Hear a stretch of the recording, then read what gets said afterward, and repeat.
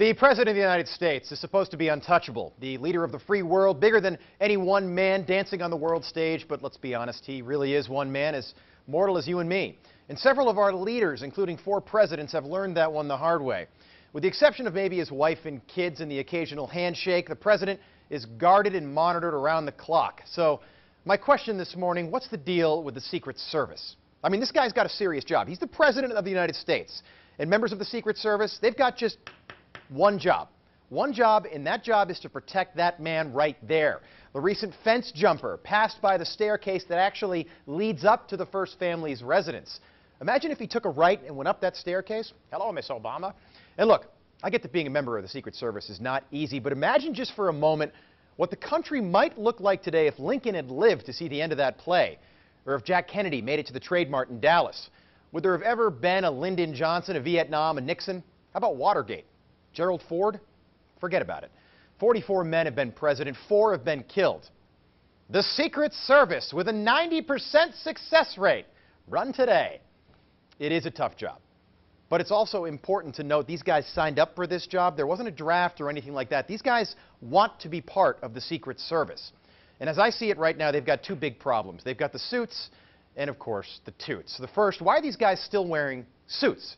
They're wearing a coat and tie. I know they want to fit in with everybody else and look like they are just, random people on the street. But these guys really should be in like Under Armour shirts with a sidearm and a bulletproof vest. How are you going to take somebody down wearing Joseph A. Banks? I mean, literally, they're like, look at this guy running through the White House lawn, right? You can't do it in a suit. The second big problem, of course, is the toots.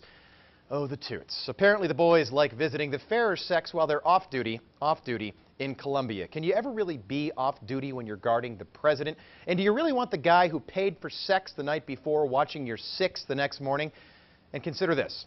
About a week and a half ago, a random guy jumped a fence, dashed across the lawn, and made his way into the White House. Not just into the doorway, deep into the White House. Now, I don't think someone would make it that deep into my parents' house. My dad would take the guy down, plus they lock their doors, so problem solved.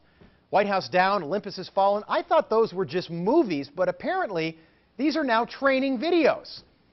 And it's not like this is your everyday run-of-the-mill crazy guy. Omar Gonzalez was an Army veteran diagnosed with PTSD, and he had a knife on him. What do you think he was going to use that knife for? He also had 800 rounds of ammunition in his car, enough to arm a small army carried by a guy who was trained to kill. That's good. We want this guy breaking into the White House and a guy in a 3-piece suit taking him down. Come over here, Charlie, And where was the Secret Service in all of this? Any other situation you might say, oh, it's not a big deal, no one was hurt. But in this case, it's actually a big deal. This clown just gave everyone a roadmap on how to break into the White House.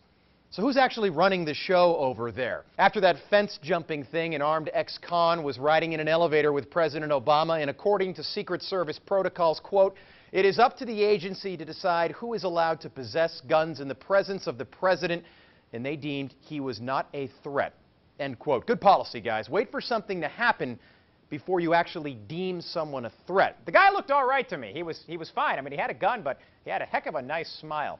I think Congressman Elijah Cummings was spot on when he said this is not a Democratic issue or a Republican issue. This is rather an American issue.